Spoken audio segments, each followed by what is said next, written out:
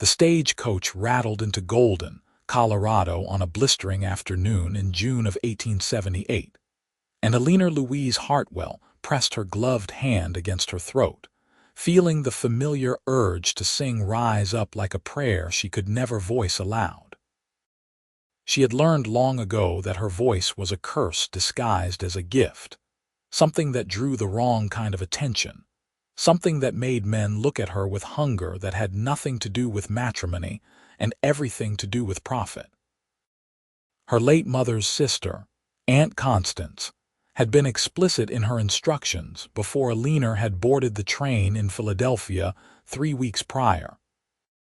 A proper wife kept her talents hidden, especially talents that might make a husband feel inadequate or worse, give him ideas about parading her around like a carnival attraction.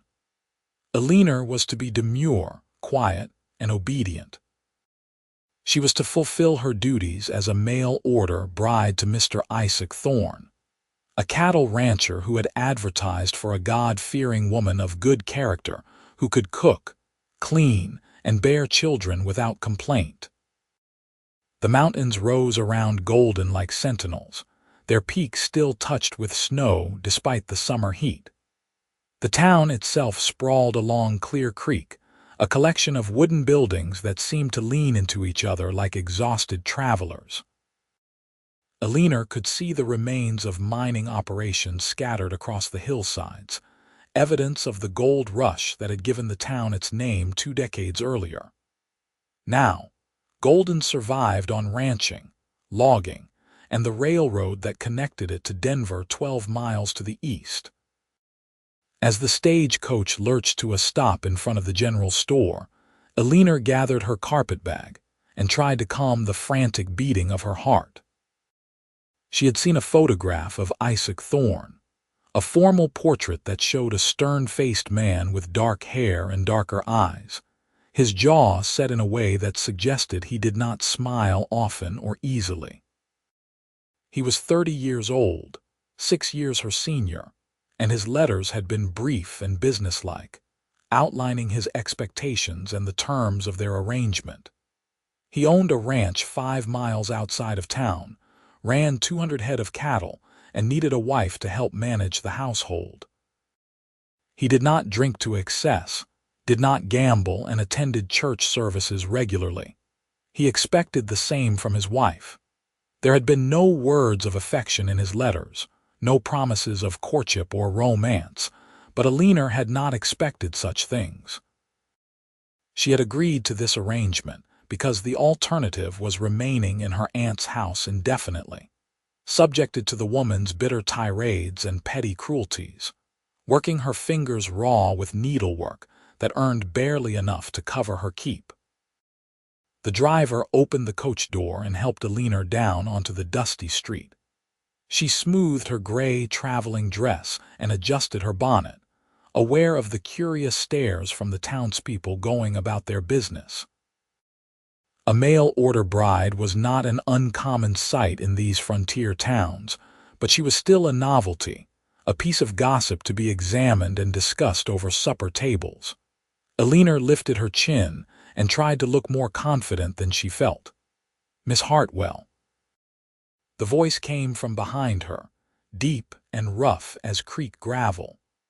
Eleanor turned and found herself looking up at a man who bore little resemblance to the photograph she had studied so carefully. Isaac Thorne was tall, well over 6 feet, with broad shoulders that strained against his worn cotton shirt. His face was sun-darkened and weathered, marked by fine lines around his eyes that spoke of long days squinting against the prairie sun. But it was his eyes that caught her attention, a startling shade of gray-blue that seemed to look straight through her careful composure to the frightened woman beneath. His hair was dark brown, almost black, and longer than was fashionable in the East, curling slightly at his collar. He held his hat in his hands, turning it slowly as he waited for her response. "Mr. Thorne," Eleanor managed, her voice barely above a whisper. "Yes, madam." He did not smile, but something in his expression softened slightly. "Welcome to Golden. I hope your journey was not too difficult." "It was long," Eleanor admitted, "but I am grateful to have arrived safely." Isaac nodded and reached for her carpet bag. "I have the wagon just over here. We'll head out to the ranch before dark. It's about an hour's drive." Eleanor followed him to where a sturdy wagon waited, hitched to two horses that looked well cared for despite their work-worn appearance. Isaac loaded her bag into the back with an ease that spoke of considerable strength, then offered his hand to help her onto the bench seat. His palm was calloused and warm, his grip careful as though he was afraid of breaking her. Eleanor settled her skirts around her and clasped her hands in her lap, trying not to think about the fact that this stranger would be her husband by week's end. They rode in silence for the first few miles, the wagon wheels creaking rhythmically as they followed the road that led west from town. The landscape opened up around them, rolling grasslands dotted with scrub oak and pine, the mountains rising in the distance like a promise of something wild and untamed. Eleanor found herself relaxing despite her nervousness, lulled by the beauty of the country and the steady motion of the wagon.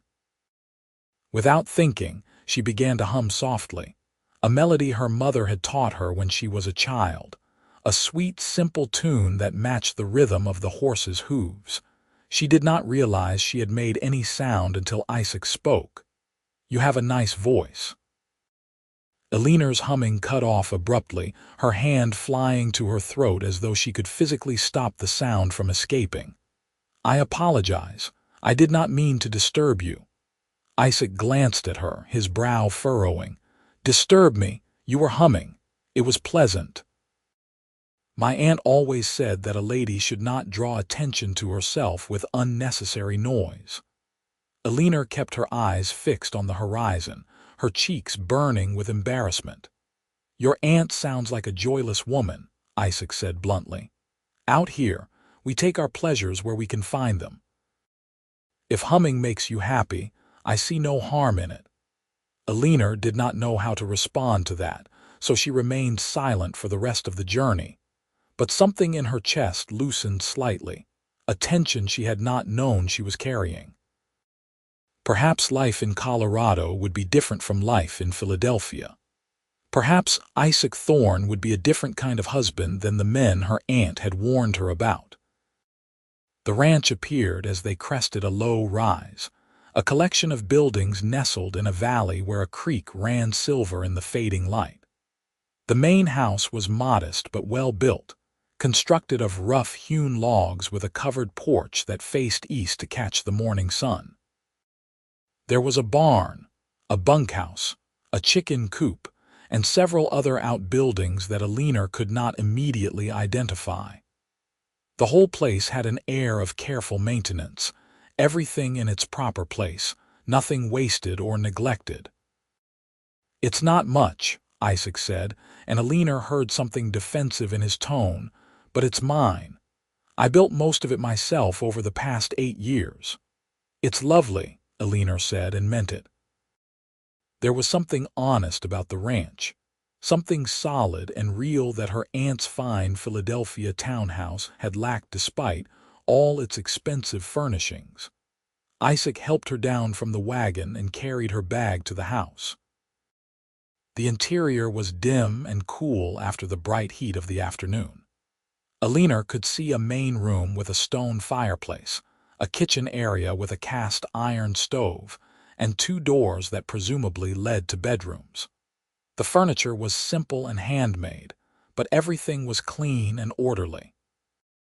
A man who lived alone and kept such a house was a man who took pride in his work. "I'll put you in the spare room," Isaac said, opening one of the doors to reveal a small bedroom with a narrow bed, a dresser, and a window that looked out toward the mountains. "We'll be married on Saturday. Reverend Matthews comes through Golden once a month, and he's due in town day after tomorrow. Until then, I'll sleep in the bunkhouse with my hired men. That way, everything will be proper." Eleanor nodded, grateful for his consideration. "Thank you, Mr. Thorne." "Isaac," he corrected gently. "We're going to be married. You should call me Isaac." "Isaac," Eleanor repeated, testing the name on her tongue. "Then you should call me Eleanor." "Eleanor." He said her name carefully, as though it was something precious that might break if handled roughly. "That's a good name. Pretty." He left her to settle in, and Eleanor sank onto the edge of the narrow bed, her legs suddenly weak with exhaustion and relief. The room was simple but clean, with calico curtains on the window and a patchwork quilt folded at the foot of the bed. Someone had left wildflowers in a mason jar on the dresser, their purple and yellow petals bright against the weathered wood. Eleanor touched them gently, wondering if Isaac had picked them himself, or if one of the ranch hands had thought to add this small, welcoming touch. That evening, Isaac returned to the house to share supper with her. He had washed and changed his shirt, his hair still damp and slicked back from his face. Eleanor had found supplies in the kitchen and managed to prepare a simple meal of beans, cornbread, and fried salt pork.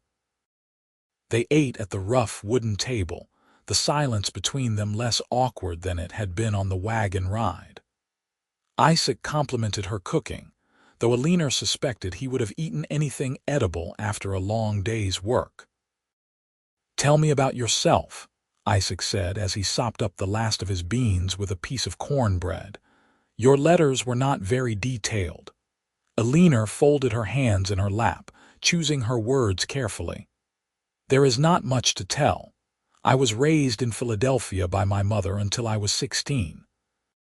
She died of consumption, and I went to live with her sister, my Aunt Constance. I have worked as a seamstress and helped my aunt with her boarding house. I can read and write and do sums well enough to keep household accounts. I know how to preserve food and make soap and tend a kitchen garden." "What about family? Brothers or sisters?" "No, I was an only child. My father died before I was born. Cholera epidemic in 1851. Isaac nodded slowly. "I'm sorry, that's a hard way to grow up." "What about you?" Eleanor asked, surprising herself with her boldness. "Your letters mention that you came to Colorado from Missouri." "Missouri born and raised," Isaac confirmed. "My family had a farm outside of Independence. When the war came, I was 14 years old. My father and 2 older brothers went to fight for the Union. None of them came back." He said it matter-of-factly, but Eleanor could hear the old pain beneath the words. "My mother tried to keep the farm going, but it was too much for her. She died in 1867, and I sold the land and headed west. I worked as a ranch hand for a few years, saved my money, and bought this land in 1870. I have been building it up ever since. It must have been very difficult," Eleanor said softly, "to lose your whole family. It was a long time ago." Isaac pushed back from the table and stood, gathering their plates. "I'll wash these. You have had a long journey and should rest." Eleanor wanted to protest, but she was exhausted, her body aching from days of travel. She retreated to her small room and changed into her nightdress, then knelt beside the bed to say her evening prayers. But the words would not come. Instead, she found herself thinking about Isaac Thorne, about the losses he had endured and the life he had built from nothing. There was a strength in him, but also a loneliness that she recognized because she carried the same emptiness inside herself. The next 2 days passed in a strange domesticity. Isaac rose before dawn and spent his days working with his cattle and 2 hired hands, men named Tom and Pete, who were polite but distant with Eleanor. She occupied herself with cleaning the house more thoroughly, taking inventory of supplies and preparing meals. In the evenings, Isaac would return, and they would share supper and tentative conversation. He asked about her life in Philadelphia, and she found herself telling him stories about her mother, about the songs they used to sing together before Aunt Constance had forbidden such frivolous behavior. "You must have a beautiful singing voice," Isaac observed on Friday evening as they sat on the porch watching the sun set behind the mountains. "Your mother taught you well." Eleanor felt heat rise to her cheeks. "I do not sing any more. My aunt said it was inappropriate for a lady to perform like a common theater actress." "Seems to me there is a difference between performing for strangers and singing for your own pleasure," Isaac said. He was whittling a piece of wood, his hands moving with practiced ease. "Or singing for your family." "I would not want to embarrass you," Eleanor said carefully. Isaac set down his knife and turned to look at her directly. "Eleanor, I want you to understand something. I asked you to come here because I need a wife, that's true. But I am not looking for someone to hide who they are to please me. If you like to sing, then sing. If you have opinions about things, I want to hear them. I have lived alone for too long, and I am tired of silence." Eleanor met his gaze and saw sincerity in those gray-blue eyes. Something tight and fearful inside her chest began to loosen. "I will try," she whispered. "That's all I ask." Saturday dawned clear and bright, and Eleanor dressed in her best gown, a pale blue cotton with white lace at the collar and cuffs. It was not a proper wedding dress, but it was the finest thing she owned. She pinned her dark hair up carefully and studied her reflection in the small mirror above the dresser. Her face was pale with nerves, her hazel eyes too large in her thin face. She looked like a frightened rabbit, she thought, not like a woman about to be married. Isaac knocked softly on her door just after 8 o'clock. When she emerged, she found him wearing a dark suit that looked slightly too formal for his weathered face, as though he was a wild thing trying to pretend civilization. But he had shaved carefully, and his hair was neatly combed, and he looked at her with something like wonder in his eyes. "You look beautiful," he said simply. "Thank you," Eleanor managed, her voice catching in her throat. They rode into Golden in the wagon, side by side, not touching but acutely aware of each other.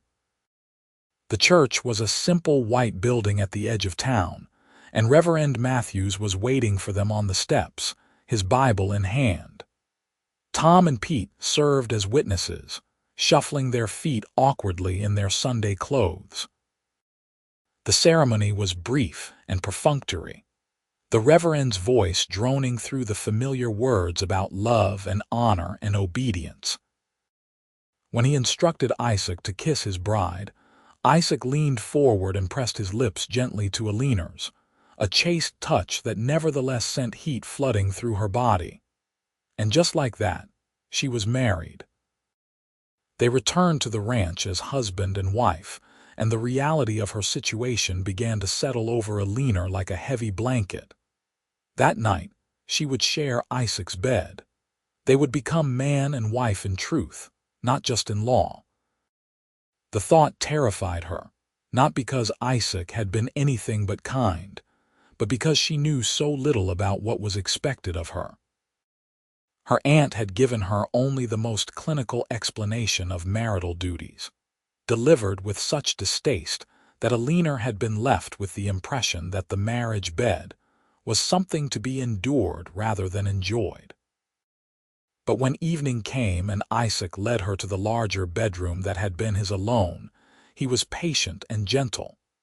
He undressed her slowly in the lamplight, his hands reverent on her skin, and when he finally took her to bed, he murmured reassurances and moved with careful consideration. There was pain, as she had been warned, but also unexpected warmth, a sense of connection that made her feel less alone than she had in years. Afterward, Isaac held her close, his breath warm against her hair, and Eleanor felt tears slip down her cheeks, though she could not have said whether they were tears of relief or grief or something else entirely. "Are you all right?" Isaac asked, his voice rough with concern. "Yes," Eleanor whispered. "I am all right."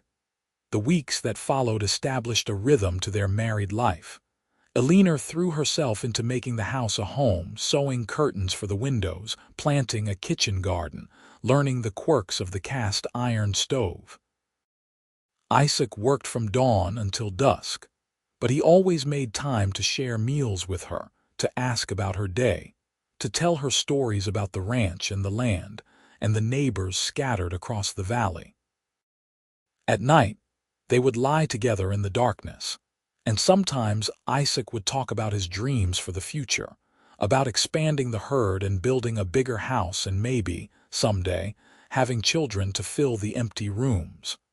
But Eleanor remained quiet about her own dreams. She helped with the work, cooked and cleaned and kept the household accounts, but she held part of herself back, afraid to reveal too much. The urge to sing was a constant ache in her chest, but she resisted it, remembering her aunt's warnings about drawing the wrong kind of attention. She would hum sometimes when she thought she was alone, but if Isaac appeared, she would fall silent immediately, the habit too ingrained to break. It was not until late August, almost 3 months after her arrival, that everything changed. Eleanor was in the kitchen garden pulling weeds on a hot afternoon when she heard raised voices from the direction of the barn. She straightened up, shading her eyes against the sun, and saw Isaac and Tom arguing about something. Tom's face was flushed with anger, and he was gesturing wildly.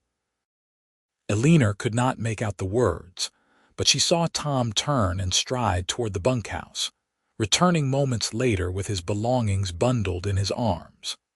He threw them into the back of a wagon and climbed up onto the seat, not looking back as he drove away down the long road toward Golden. Isaac stood watching him go, his shoulders rigid with tension. Eleanor set down her basket and walked over to him, wiping dirt from her hands onto her apron. "What happened?" she asked quietly. Isaac ran a hand through his hair, frustration clear on his face. "Tom's been cutting corners on his work, and when I called him on it, he took offense. Said he was not going to take orders from a man who could not even keep a proper crew together. He's right, in a way. Pete's a good worker, but he is planning to head to Montana in the fall to try his luck at prospecting. I have been having trouble keeping hired men. They all want their own land, their own fortune. Can't say I blame them, but it makes running this place damn difficult." Eleanor had never heard him curse before, and the words shocked her less than the defeat in his voice. "What will you do?" "I will manage," Isaac said, but he sounded tired. "I always have." That evening, as Eleanor prepared supper, she found herself thinking about Isaac's predicament. She knew he worked himself to exhaustion most days, rising before the sun and often not returning to the house until well after dark. With one less hired man, the burden would be even greater. She wished there was something she could do to help, some way to ease his load. But she was a city girl with no experience handling cattle or mending fences, or any of the 100 other tasks required to keep a ranch running. She was standing at the stove, stirring a pot of stew, when the melody came to her unbidden. It was an old song her mother had sung while working, a cheerful tune about a mockingbird and a diamond ring. Before Eleanor realized what she was doing, she was singing it softly, her voice rising and falling with the familiar words. The song made her think of her mother's hands kneading bread dough, of sunlight streaming through kitchen windows, of a time before grief and fear had taught her to be silent. She was so lost in the memory that she did not hear Isaac enter the house. She did not know he was there until she turned and found him standing in the doorway, frozen in place, his expression one of absolute wonder. Eleanor's voice died in her throat. She pressed her hand to her mouth, horror flooding through her. "I am sorry. I did not mean to. I forgot myself." "Eleanor." Isaac's voice was hoarse. He crossed the room in 3 long strides and took her hands in his, heedless of the wooden spoon she was still holding. "That was the most beautiful thing I have ever heard. Why have you been hiding that? My aunt said that singing draws attention, that men would think poorly of a woman who displayed herself in such a way. Isaac's jaw tightened. Your aunt was a fool. Eleanor, that voice is a gift. You should not hide it. But what if people think badly of me? What if it reflects poorly on you? Let me hear you sing, Isaac said, his eyes searching hers. Please. Not because I am your husband and you have to obey me, but because I am asking you as a man who would very much like to hear something beautiful at the end of a hard day. Eleanor stared at him, her heart pounding. The old fear was there, the certainty that revealing this part of herself would lead to consequences she could not control. But there was also something new, a tiny spark of hope. Isaac had never given her reason to distrust him. He had been nothing but kind and patient and honest with her. Perhaps, just perhaps, he meant what he said. Slowly, tentatively, she began to sing again. The words of the mockingbird's song filled the small kitchen, her voice growing stronger as she continued. Isaac did not look at her with the calculating hunger she had feared. Instead, his expression was one of pure joy, his stern features softening in a way she had never seen before. When she finished, there were tears in his eyes.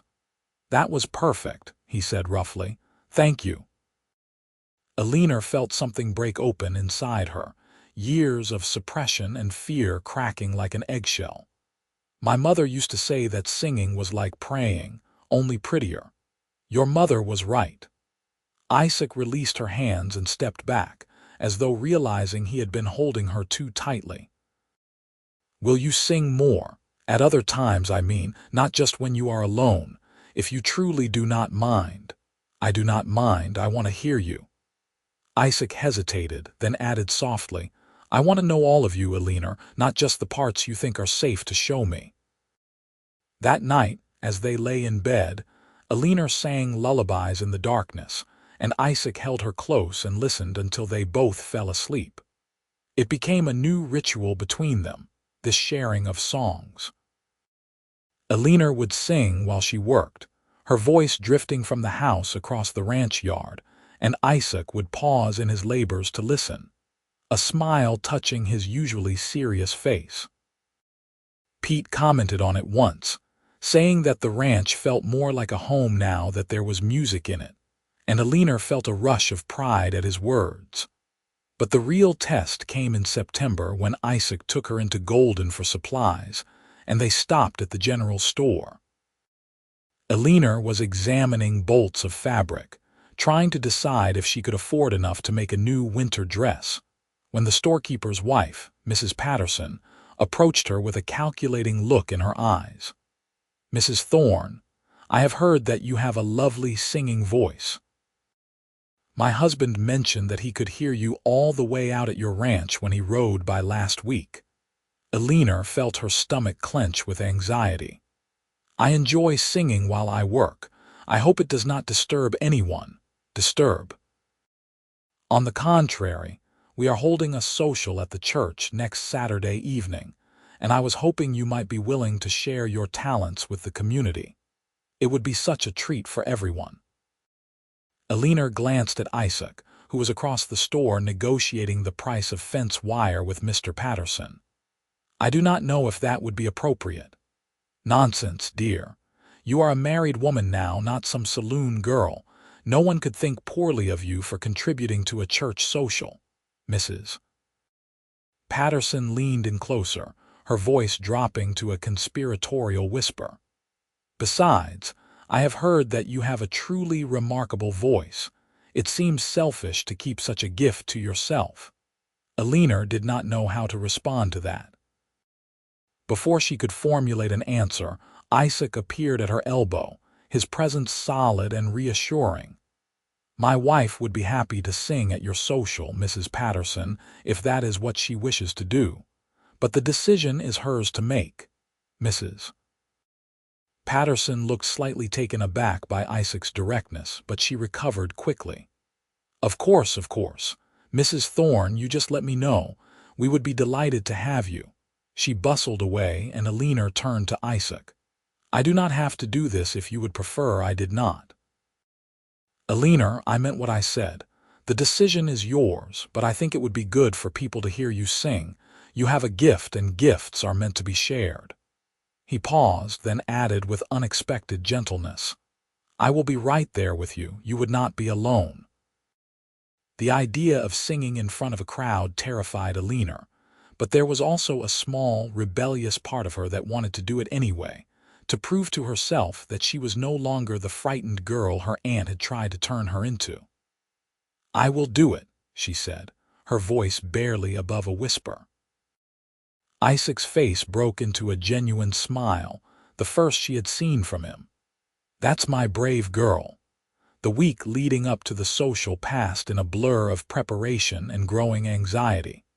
Eleanor practiced her songs obsessively, trying to decide what would be appropriate for a church gathering. She settled on hymns and folk songs, nothing too theatrical or showy, but even the simplest melodies felt weighted with risk. What if her voice cracked? What if people laughed or, worse, looked at her with the kind of predatory interest her aunt had always warned about? On Saturday evening, they rode into Golden in the wagon, Eleanor wearing her blue dress and a shawl against the cool mountain air. The church was blazing with lamplight, and she could hear the murmur of voices and laughter from inside. Isaac helped her down and offered his arm, and Eleanor clung to it like a lifeline as they entered the building. The social was already well underway, with tables laden with food and groups of people clustered in conversation. Mrs. Patterson swooped down on them immediately, her face bright with anticipation. Mrs. Thorne, how wonderful that you came. We will have the singing after we eat. I have told everyone about your lovely voice, and they are all eager to hear you. Eleanor managed a weak smile and allowed herself to be drawn into the social niceties of greeting neighbors and making small talk. She met ranchers and their wives, shopkeepers, a schoolteacher named Miss Wilson who had recently arrived from Kansas, and the town doctor, an elderly man who had practiced medicine since before the war. Everyone was friendly, curious about the new bride at the Thorne ranch, and Eleanor found herself relaxing slightly despite her nerves. When the meal was finished and Mrs. Patterson announced that Mrs. Thorne would be singing for them, the room fell silent. Eleanor felt every eye in the church turn toward her, and panic surged through her chest. But then Isaac was there, his hand warm on the small of her back, his voice low and steady in her ear. You can do this. Just sing like you do at home. Pretend it is just you and me. Eleanor walked to the front of the church on trembling legs. She clasped her hands in front of her to stop them from shaking and looked out at the sea of faces. For a moment, her mind went blank, the lyrics she had practiced so carefully vanishing like smoke. But then her eyes found Isaac, standing near the back of the room, his gaze locked on hers with absolute confidence, and she remembered why she was doing this. She opened her mouth and began to sing. The first song was Amazing Grace, and her voice wavered slightly on the opening notes. But as she continued, her confidence grew. The melody filled the small church, soaring up to the rafters, and Eleanor felt the old joy return, the pure pleasure of making music. She moved through her prepared songs, Shenandoah and Barbara Allen and In the Sweet By and By, and the audience was utterly silent, transfixed. When she finished, there was a moment of profound quiet, and then the room erupted in applause. People crowded around her, offering compliments and asking where she had trained and whether she would sing at future gatherings. Eleanor was overwhelmed by the attention, but it was not the predatory interest she had feared. These were simple people who appreciated beauty when they heard it, who were hungry for culture and entertainment in their isolated mountain town. Mrs. Patterson was already planning a Christmas concert, and the schoolteacher was asking if Eleanor might consider teaching music to the children. Through it all, Isaac stood watch, his pride evident in every line of his body. When they finally escaped to the wagon for the ride home, Eleanor was exhausted but exhilarated. "You were magnificent," Isaac said as they drove through the moonlit landscape. "I knew you would be, but seeing you up there, hearing the way people responded, it made me so proud to call you my wife." "I was terrified," Eleanor admitted, "but also it felt wonderful. I had forgotten how much I loved singing for others. My mother and I used to perform at church socials in Philadelphia when I was young. After she died, my aunt forbade it, said it was unseemly. But tonight, I felt like I had found a part of myself that I had lost." Isaac reached over and took her hand, lacing his fingers through hers. "You do not have to lose any parts of yourself anymore. Not with me." That night marked a turning point in their marriage. Eleanor began to open up in ways she had not before, sharing her thoughts and opinions freely, no longer afraid of Isaac's judgment. She sang constantly now, filling the ranch house with music, and Isaac would sometimes join in with his own rough baritone, making her laugh with his enthusiastic, if off-key contributions. They grew closer, not just physically but emotionally, learning to read each other's moods and needs, building the kind of partnership that Eleanor had not dared to hope for when she had first agreed to become a mail-order bride. As autumn settled over the Colorado mountains, painting the aspen groves gold and crimson, Eleanor discovered she was pregnant. She told Isaac one evening after supper, when they were sitting on the porch watching the sunset, and he gathered her into his arms with a whoop of joy that startled the chickens in their coop. They spent the evening making plans, talking about names and where they would put the cradle, and how they would have to expand the house before too many more children came along. The pregnancy was not easy. Eleanor suffered from terrible morning sickness that lasted well into the afternoon. And as winter closed in and the snow piled high around the ranch, she found herself confined to the house for weeks at a time. But even in her discomfort, she continued to sing, finding that music soothed both her and the baby growing inside her.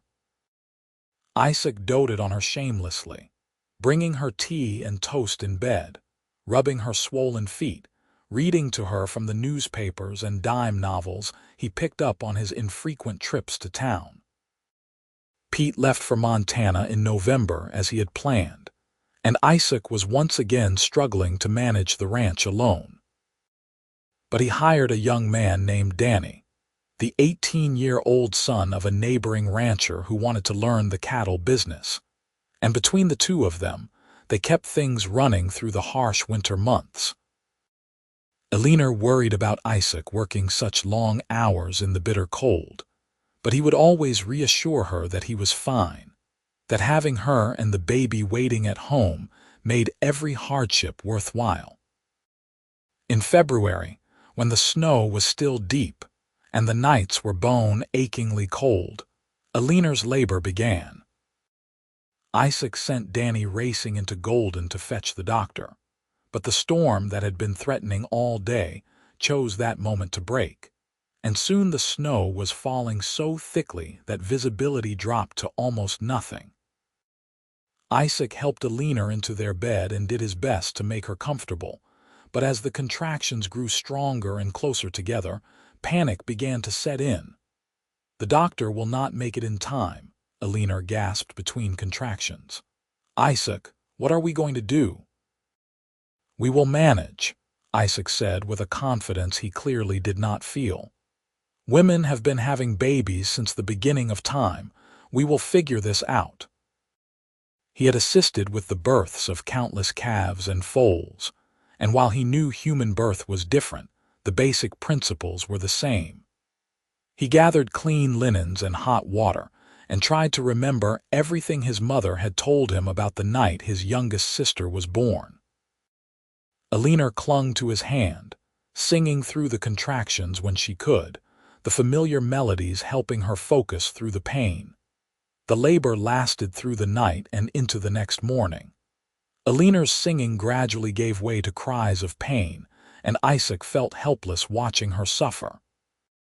But finally, as dawn light began to filter through the snow-covered windows, their son was born, entering the world with a loud, healthy wail. Isaac cleaned the baby with trembling hands and wrapped him in a soft blanket before placing him in Eleanor's arms. She looked exhausted but radiant, tears streaming down her face as she gazed at their child. "He's perfect," she whispered. "Absolutely perfect." "He is," Isaac agreed, his own eyes wet. "What should we name him?" They had discussed names for months but had never quite settled on one. Now, looking at her son's tiny, scrunched face, Eleanor said, "James, after my father, James Edward Thorne." "James Edward Thorne," Isaac repeated, testing the name. "That's a strong name. He will grow up to be a good man like his grandfather." The doctor and Danny finally made it to the ranch that afternoon, after the storm had passed, and the doctor pronounced both mother and baby to be in excellent health considering the circumstances. He seemed impressed that Isaac had managed the delivery on his own and joked that perhaps Isaac had missed his calling as a physician. But Isaac shook his head, saying that one birth was quite enough excitement for him. "Thank you very much." The months that followed were exhausting and wonderful in equal measure. Baby James was a good child, but he still woke frequently in the night to nurse, and Eleanor often felt like she was stumbling through her days in a haze of exhaustion.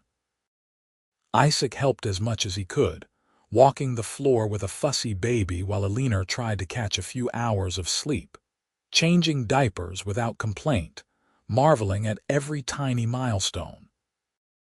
When spring finally arrived and the snow began to melt, Eleanor felt like she was emerging from a long hibernation.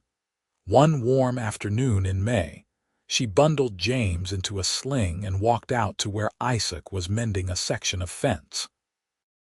The baby was drowsing against her chest, lulled by the motion and the warmth of the sun. Isaac looked up as she approached, his face breaking into the smile that had become increasingly common over the past year. "What are you two doing out here?" he asked, setting down his tools. "We were going stir-crazy in the house," Eleanor said. "I thought we might keep you company for a while." Isaac wiped the sweat from his brow and leaned against the fence post. "I am always happy for your company." Eleanor began to hum softly, a lullaby that kept James sleeping peacefully. Isaac listened, and Eleanor saw the same wonder in his eyes that had been there the first time he had truly heard her sing. It still amazed her sometimes that this strong, quiet man took such pleasure in her music. "I have been thinking," Isaac said after a moment. "We have been doing well with the cattle. The herd has grown and prices are good right now. I was wondering if you might like to take a trip, just the three of us. We could go to Denver, stay in a hotel for a few days, see the sights. You have been cooped up all winter, and I thought it might do you good to have an adventure." Eleanor's eyes widened. "Could we really?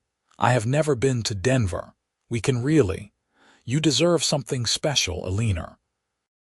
You have worked so hard this past year, adjusting to life out here, being such a good wife and mother. I want to do something nice for you." They made the trip in early June, when the weather was warm but not yet hot.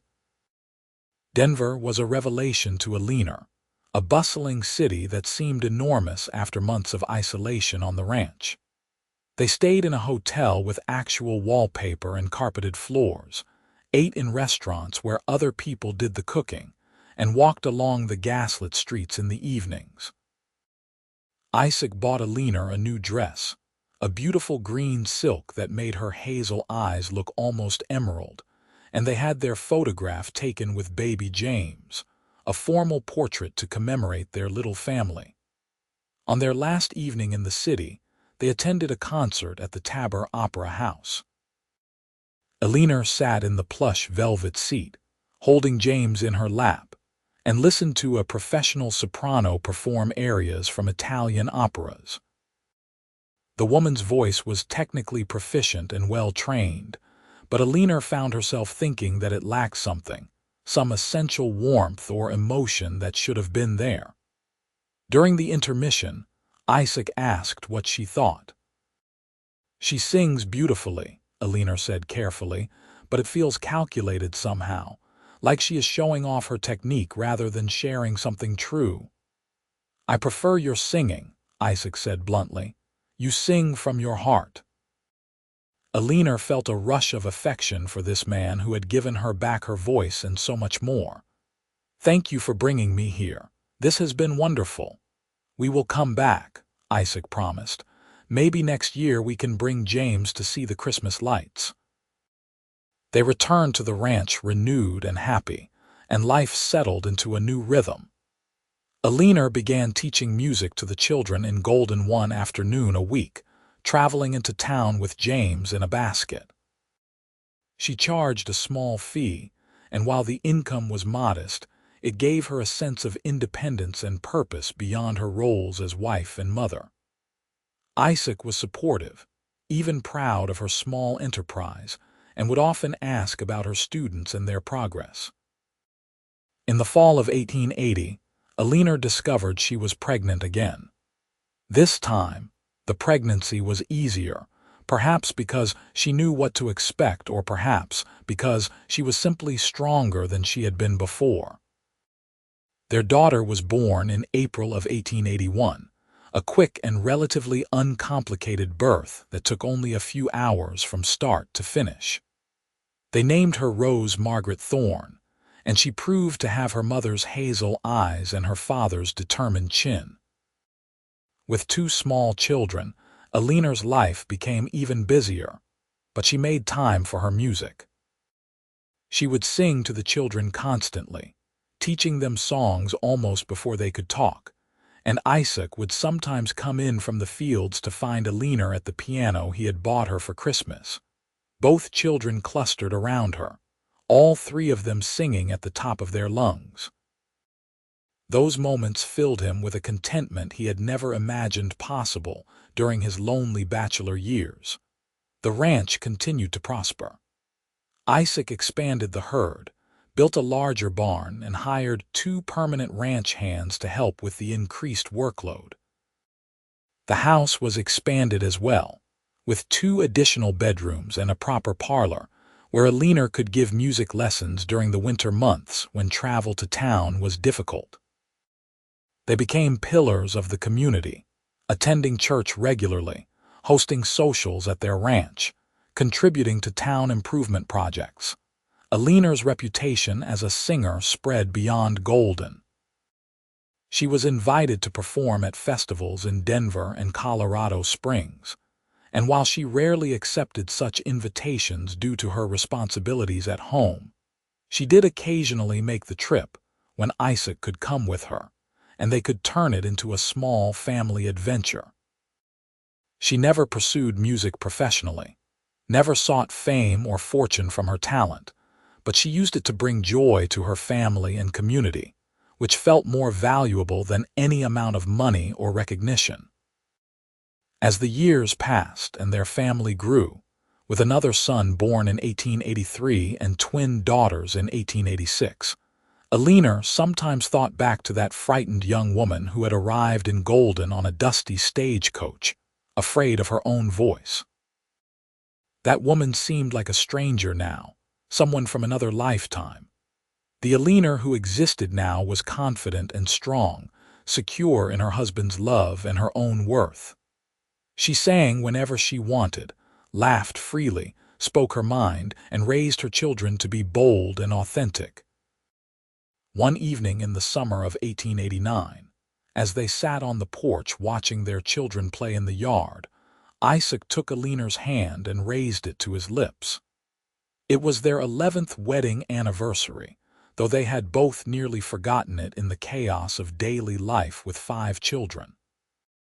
"Do you remember when I first asked you to sing for me?" Isaac said, his thumb tracing circles on her palm. "Of course. I was terrified." I am glad you did it anyway. I am glad you trusted me enough to share that part of yourself."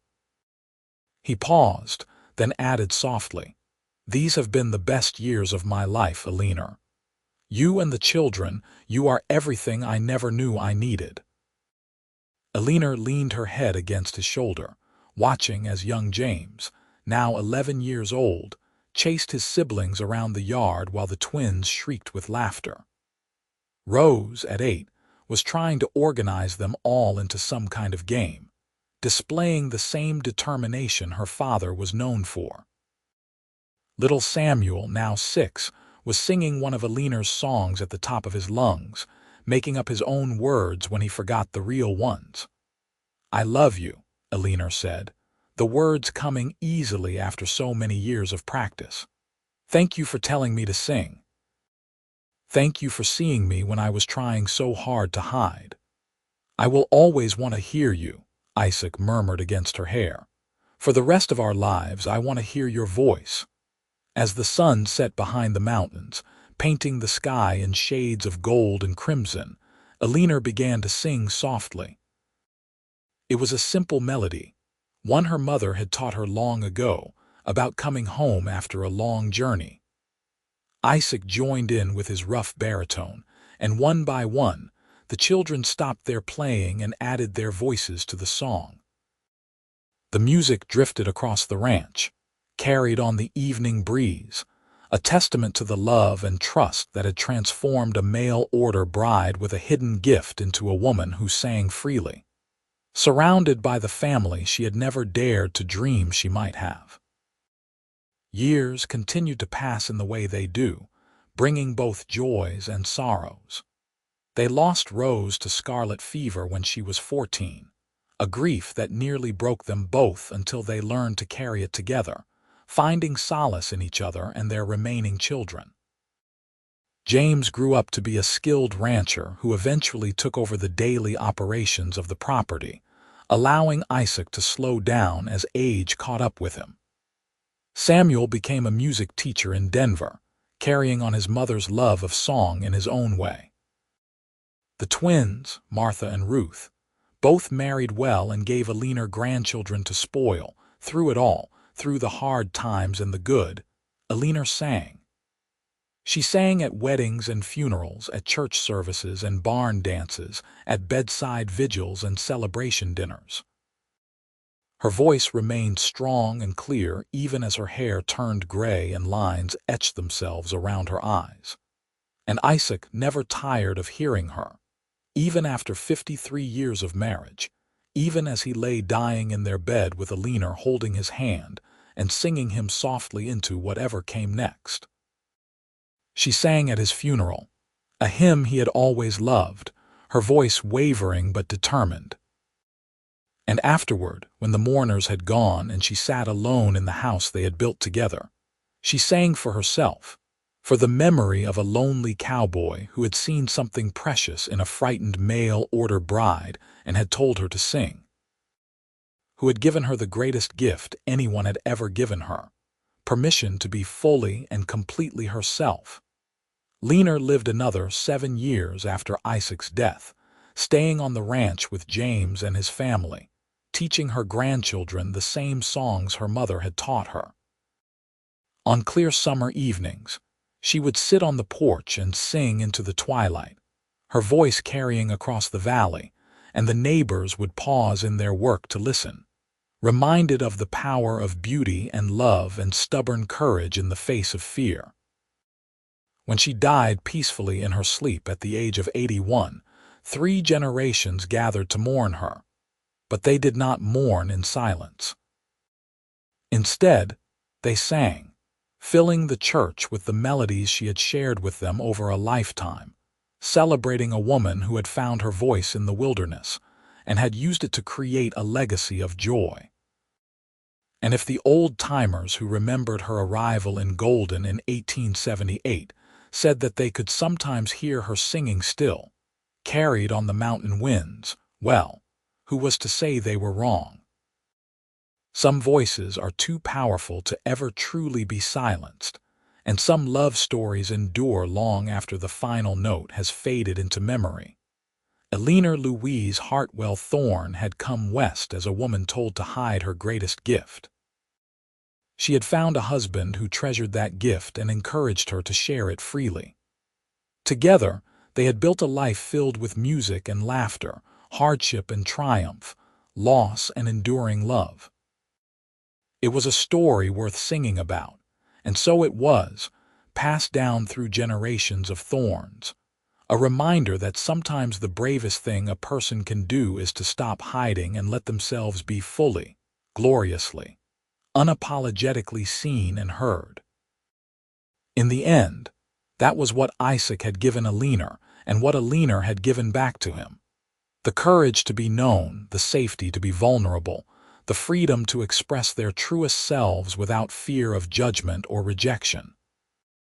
It was a simple gift, but also an extraordinary one, and it had transformed two lonely people into a partnership that endured beyond death, living on in the songs their descendants still sang, and the stories they still told about the cowboy who had asked his mail-order bride to sing, and the woman who had found the courage to raise her voice and claim her place in the world.